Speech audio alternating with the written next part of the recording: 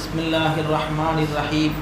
அலா பிதிக்ரில்லாஹி தத்மைனுல் குலூப். ஸதகல்லாஹுல் அலீம். கண்ணியத்திற்குரிய பெரியோர்களே, சகோதரர்களே, அல்லாஹுவின் கிருபையால் இன்றைய மக்ரிபோடு 10 நோன்புகள் முடிந்து முதல் 10 நிறைவடைந்து இரண்டாம் 10 தொடங்கிவிட்டது. ரஹ்மத்துடைய 10 நம்மை விட்டு சென்று விட்டது. மக்ஃபிரத்துடைய பாவ மன்னிப்புடைய 10 ஆரம்பித்து விட்டது. இன்றைய நம்முடைய தொழுகையில் ஓதப்பட்ட ஒரு வசனம், அலா பிதிக்ரில்லாஹி தத்மைனுல் குலூப். இன்று முழு உலகமும் அதை தேடித்தான் அலைந்து கொண்டிருக்கிறார்கள். அல்லாஹு தாலா அதை எங்கு வைத்திருக்கிறான் என்பதை குர்ஆனில் அல்லாஹ் சொல்லுகிறான். ஏழை, பணக்காரன், நடுத்தரவாதி என்று எந்த பாகுபாடும் இல்லாமல் அனைவரும் தேடக்கூடிய ஒரு விஷயம் என்னன்னு சொன்னால், மன நிம்மதியோடு இருக்கணும், நிம்மதியாக இருக்கணும். அந்த நிம்மதியை அடைந்து கொள்வதற்காக மனிதன் பல்வேறு வழிகளில் முயற்சி செய்கிறான். இன்றைக்கி நம்ம மேலை நாடுகளில் பார்க்குறோம், மேற்கத்திய கலாச்சாரங்கள் நிறைந்த நாடுகளில் மதுவை கொண்டு நிம்மதியை தேடுகிறார்கள், மாதுவை கொண்டு நிம்மதியை தேடுகிறார்கள், செல்வங்களை கொண்டு நிம்மதியை தேடுகிறார்கள். அங்கே எல்லாம் எந்த ஒரு கட்டுப்பாடும் கிடையாது.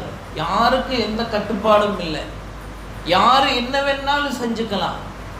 எந்த வயதில் அந்த விஷயங்கள் தேவையில்லையோ அப்படிப்பட்ட வயதிலேயே அந்த விஷயங்களை பப்ளிக்காக செய்ய ஆரம்பிச்சிடுறாங்க. அதுபோன்று கலாச்சாரங்கள் உள்ள நாடுகளிலும் அப்படியெல்லாம் சுகத்தை தேடுறாங்க, நிம்மதியை தேடுறாங்க. கடைசியில் இறுதி முடிவு அதிகமான நபர்கள், ஒரு சர்வே சொல்லுது, எல்லாம் தற்கொலை செஞ்சுக்கிறாங்க. வயசு வர்றதுக்கு முன்னாடி என்னென்னமோ செய்யறான், நிம்மதியை தேடி, போதை, அது இதுன்னு சொல்லி. கடைசியில் என்ன, எங்கேயுமே நிம்மதி இல்லை. மன அழுத்தம் அதிகமாகி அவர்கள் தற்கொலை செய்து கொள்கிறார்கள். நிம்மதி அல்லாஹ் எங்கே வச்சிருக்கிறான்? குர்ஆன்ல அல்லாஹ் இன்னைக்கு ஓதன ஆயத்தில் சொல்கிறான், அலா அறிந்து கொள்ளுங்கள், பிதிக்ரில்லாஹி தத்மைனுல் குலூப். அல்லாஹ்வுடைய திக்ரை கொண்டுதான் உள்ளங்கள் அமைதி பெறுகிறது. இன்னைக்கு நம்ம நிம்மதியை அங்கே வச்சுட்டு எங்கெங்கேயோ தேடிட்டு இருக்கிறோம். முல்லான்னு சொல்லி ஒரு பெரிய அறிஞர் இருந்தாராம், பெரிய அறிவாளி. ஆனால் மக்களுக்கு அவர் எல்லா கருத்துக்களையுமே எப்படி சொல்லுவார்னா நகைச்சுவையாக சொல்லுவாராம்மா. ஒரு நாள் அவருடைய மோதிரம் ஒன்றை தொலைச்சிட்றாரு. தொலைச்சிட்டு வீட்டுக்கு முன்னால் தேடிட்டு இருக்கிறார். இப்போ ஒருத்தர் பாதையில் கடந்து போகிறாரு. உடனே இவரை பார்த்தோன்னே, பெரியவங்களாச்சு என்னமோ தேடிட்டு இருக்கிறாரு. ஒரு சலாம் சொன்னார், அஸ்ஸலாமு அலைக்கும் ஹஸ்ரத், என்ன தேடுறீங்க? மோதிரம் ஒன்று காணாமல் போச்சு, அதான் தேடிட்டு. அவரும் சேர்ந்து தேடுறார், நம்ம தேடி கொடுப்போம். அடுத்து இன்னொருத்தர் வர்றார், அவரும் பார்க்குறாரு. அவரும் இதே மாதிரி, ஹஸ்ரத் அஸ்ஸலாமு அலைக்கும், என்னமோ தேடிட்டு இருக்கீங்களே? இல்லைங்க, மோதிரம் ஒன்று தொலைஞ்சிருச்சு, அதான் தேடிட்டு இருக்கிறேன். அவரும் சேர்ந்து தேடுறார். 3 பேர் சேர்ந்து தேடுறாங்க, கிடைக்க மாட்டேங்க. அடுத்து மறுபடியும் ஒருத்தர் வர்றார். அவரு அதே மாதிரி கேட்குறாரு, மோதிரம் தொலைஞ்சிருச்சு. இப்போ அவர் அறிவாளி, அவர் கேட்டாராம்மா, ஹஸ்ரத் எங்கே மோதிரத்தை தொலைச்சிங்க? முல்லா சொன்னாராம்மா, வீட்டுக்குள்ளே தொலைச்சேன். ஏங்க, வீட்டுக்குள்ளே தொலைச்ச மோதிரத்தை வீதியில் வாசலில் தேடினீங்கன்னா எப்படி கிடைக்கும்? அவர் சொன்னாராம்மா, எங்கள் அம்மா சொல்லியிருக்கிறாங்க, இருட்டில் எதையுமே தேடாத தம்பி, கிடைக்காது. வீட்டுக்குள்ளே இருட்டு, வெளிச்சம் இல்லை, வெளியே தான் வெளிச்சம், அதான் தேடிட்டு இருக்கிறேன். சங்கையானவர்கள், அதே போன்று நிம்மதியை அல்லாஹ் வைத்திருக்கிற இடம் வேறு, இன்றைக்கு உலகம் தேடிக்கொண்டிருக்கிற இடம் வேறு. கியாமத் நாள் வரைக்கும் தேடினாலும் எப்படி முல்லா வெளியே மோதிரத்தை தேடினாரோ, 3 பேரில் இன்னும் 300 பேர் சேர்ந்து தேடினாலும் அந்த மோதிரம் கிடைக்காது. ஏன்னா அது தொலைஞ்சது உள்ள. அதே போன்று நிம்மதியை அல்லாஹு தாலா அவனுடைய திக்ரில் வைத்திருக்கிறான். அதனால தான் குர்ஆன்ல அல்லாஹ் பல்வேறு கட்டளைகளை சொல்கிறான். அதில் ஒரு கட்டளை, யா யுஹல்லதீன ஆமனு உஸ்குருல்லாஹ திக்ரன் கஸீரா. ஓ ஈமான் கொண்ட விசுவாசிகளே, அல்லாஹுவை அதிகமாக திக்ர் செய்யுங்கள். அல்லாஹ்வே சொல்கிறான். எப்படி சொல்கிற? திக்ரன் கஸீரா, அதிகமாக அல்லாஹ்வை திக்ர் செய்யுங்க. ஹதீஸில் நபி ஸல்லல்லாஹு அலைஹி வஸல்லம் அவர்கள் சொன்னார்கள், மஸலுல்லதி யதுகுர் ரப்பஹு வல்லதி லா யதுகுர் ரப்பஹு மஸலுல் ஹய்ய் வல் மய்யித். அல்லாஹுவை திக்ர் செய்பவருக்கும் அல்லாஹுவை திக்ரு செய்யாதவருக்கும் உதாரணம் உயிர் உள்ளவரையும் இறந்தவரையும் போன்று. யார் அல்லாஹ்வை திக்ரு செய்கிறாரோ அவருடைய உள்ளம் உயிரோடு இருக்குமாமா. யார் அல்லாஹுவை திக்ரு செய்வதில்லையோ அவருடைய உள்ளம் இறந்து விடுகிறது. அதனால தான் பாருங்கள், ஃபஜ்ருக்கு பிறகும் அசர் தொழுகைக்கு பிறகு துஆவுக்கு முன்னால் என்னங்க திக்ர், சுப்ஹானல்லாஹ் 33 தடவை, அல்ஹம்துலில்லாஹ் 33 தடவை, அல்லாஹ் அக்பர் 34 தடவை. இந்த வளமை எதற்கென்றால் நம்முடைய வாழ்க்கையில் இப்படி ஒரு அமல் வந்துடணும் அப்படிங்கிறதுக்காகத்தான் இந்த வளமை. வெறும் அந்த தொழுகையில் ஒரு மொத்தமாக 100 தடவை ஓதிட்டா பத்தாது. உலமாக்கல் கிதாபுகளில் திக்ர்னா என்னன்னு சொல்லி தனி ஒரு விஷயத்தை எழுதுறாங்க. திக்ர் என்பது அல்லாஹ்வினுடைய நினைவு வந்துவிட வேண்டும். ஒரு மனுஷன் எவ்வளவு அல்லாஹ்வை நினைப்பானோ அந்த அளவு அவனுடைய உள்ளத்தில் அல்லாஹ் நிம்மதியை தருகிறான், போதும் என்ற சீமாந்தனத்தை அல்லாஹ் தருகிறான். எந்த அளவு ஒரு மனுஷன் அல்லாஹ்வை மறக்கிறானோ உள்ளத்தில் இருள் படிந்து விடுகிறது. என்னத்தை இது பண்ணாலும் அந்த மன நிறைவு, மன நிம்மதி இல்லாமல் ஆகிவிடுகிறது. அதனால சங்கையானவர்களே, திக்ர் அப்படிங்கிறது ரொம்ப முக்கியமான விஷயம். அதனால தான் ஃபஜ்ர் தொழுகைக்கு பிறகும் அசர் தொழுகைக்கு பிறகும் எந்த நஃபிலான தொழுகையும் இல்லை.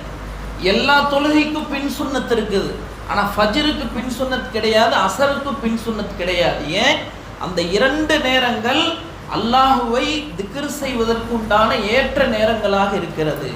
ஹதீஸில் வருகிறது, நபி ஸல்லல்லாஹு அலைஹி வஸல்லம் அவர்கள் ஒவ்வொரு நாளும் ஃபஜ்ர் தொழுததற்கு பிறகு சூரியன் உதயமாகும் வரை சம்மணமிட்டு பள்ளிவாசலில் அமர்ந்து திக்ர் செய்து கொண்டிருப்பார்கள். சூரியன் உதயமான பிறகு இஷ்ராக்குடைய அந்த தொழுகையை தொழுதுவிட்டு அதற்கு பிறகு பள்ளியிலிருந்து வீட்டுக்கு செல்வார்கள். சங்கையானவர்களே, அல்லாவே ஒரு விஷயத்தை அதிகமாக செய்யுங்கன்னு சொல்கிறான். நபி அவங்க தினம் அந்த விஷயத்தை செஞ்சுருக்காங்கன்னு சொன்னால் அதில் ஏதாவது ஒரு நல்லது இருக்கத்தானே செய்யும். ஹதீஸில் நபி ஸல்லல்லாஹு அலைஹி வஸல்லம் சொன்னாங்க, யார் அதிகமாக திக்ர் செய்வாங்களோ அல்லாஹ் அவருடைய வாழ்க்கையில் ஏழ்மையை தருவதில்லை, வறுமையை தருவதில்லை, அல்லாஹ் அவருடைய வாழ்க்கையில் பரக்கத்தை, அபிவிருத்தியை தருகிறான். சரி, திக்ருன்னா என்னத்தை செய்யறது? 3ஆம் கலீமா, எனக்கு ரொம்ப எளிமையான வார்த்தைகள். சுப்ஹானல்லாஹ், அல்ஹம்துலில்லாஹ், அல்லாஹு அக்பர், லா இலாஹ இல்லல்லாஹ், லா ஹவ்ல வலா குவத்த இல்லா பில்லா. மொத்தம் 5 வார்த்தைங்க. இந்த 5ல் ஒவ்வொன்றையும் 100 தடவை ஓதணுங்களாம். சுப்ஹானல்லாஹ் 100 தடவை, அல்ஹம்துலில்லாஹ் 100 தடவை, அல்லாஹ் அக்பர் 100 தடவை, லா இலாஹ இல்லல்லாஹ் 100 தடவை, லா ஹவ்ல வலா குவத்த இல்லா பில்லா 100 தடவை. அடுத்து ஸலவாத்து 100 தடவை. நபி ஸல்லல்லாஹு அலைஹி வஸல்லம் அவர்களின் மீது அதிகமாக ஸலவாத்து சொல்ல வேண்டும். குர்ஆன்ல அல்லாஹ் சொல்றான், இன்னல்லாஹ வ மலாயிகத்தஹு யுஸல்லூன அலன் நபி, நிச்சயமாக அல்லாஹ்வும் அவனது மலக்குமார்களும் அந்த தூதரின் மீது ஸலவாத்து சொல்கிறார்கள். யா அய்யுஹல்லதீன ஆமனு ஸல்லு அலைஹி வ ஸல்லிமு தஸ்லீமா. எனவே ஈமான் கொண்ட விசுவாசிகளை நீங்களும் அந்த நபியின் மீது ஸலவாத்து சொல்லுங்கள். பாருங்க, அல்லாவே நபியின் மீது ஸலவாத்து சொல்றான், மலக்குமார்கள் ஸலவாத்து சொல்றாங்க. இன்னும் ஸலவாத்து அப்படிங்கிறது எவ்வளோ உயர்ந்த அமல்னா, தஃப்சீருடைய ஒரு கிதாபில் 2 நாளைக்கு முன்னால் நான் படித்தேன். முதல் நபி ஹஸரத் ஆதம் அலைஹிஸ்ஸலாம் அல்லாஹ் படைக்கிறான். நம்ம ஒரு 2-3 நாளைக்கு முன்னாடி கூட அந்த வரலாறை பேசணும். தனிமை அன்னை ஹவ்வா அலைஹிஸ்ஸலாமை படைக்கிறான்.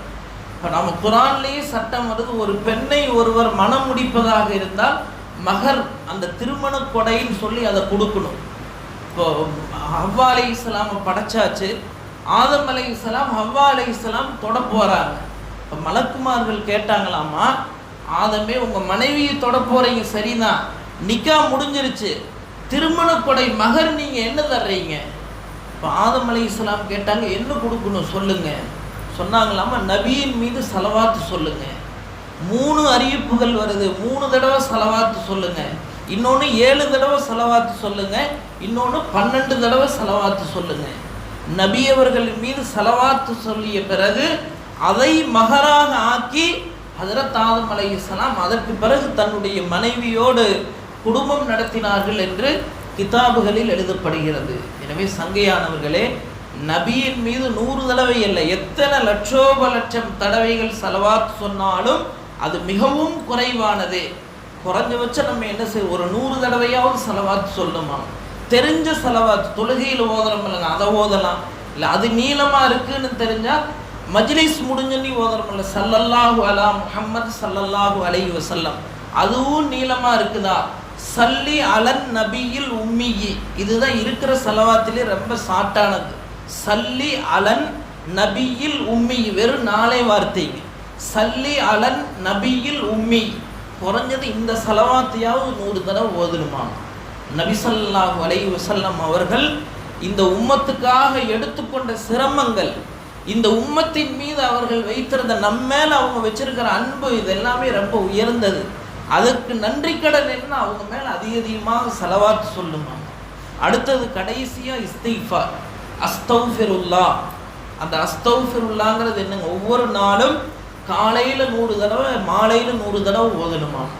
முன்பின் பாவங்கள் மன்னிக்கப்பட்ட நபி ஸல்லல்லாஹு அலைஹி வஸல்லம் அவங்களே சொன்னாங்க, ஒவ்வொரு நாளும் நான் 80 தடவைகளுக்கு அதிகமாக இஸ்திக்ஃபார் செய்கிறேன். நபி அவங்க எந்த பாவமுமே செய்யலீங்க.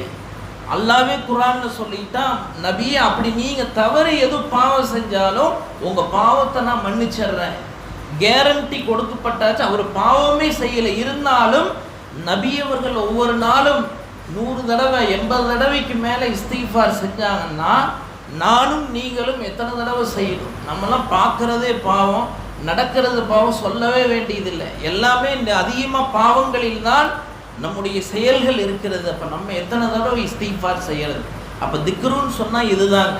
அந்த 3ஆம் கலிமாவில் வர்ற 5 வார்த்தைகள், சுப்ஹானல்லாஹ், அல்ஹம்துலில்லாஹ், அல்லாஹு அக்பர், லா இலாஹ இல்லல்லாஹ், லா ஹவ்ல வலா குவத்த இல்லா பில்லா. இதை ஒவ்வொன்றையும் 100 தடவை ஓதுறது. சலவாத்து 100 தடவை, அஸ்தக்ஃபிருல்லாஹ் அப்படிங்கிற அந்த இஸ்திக்ஃபார் 100 தடவை ஓதுறது. குறைஞ்சது காலை மாலை முடியல, தூங்குறதுக்கு முன்னாலேயாவது ஒரு 100 தடவை இதையெல்லாம் ஓதிட்டு தூங்கணுங்களாம்.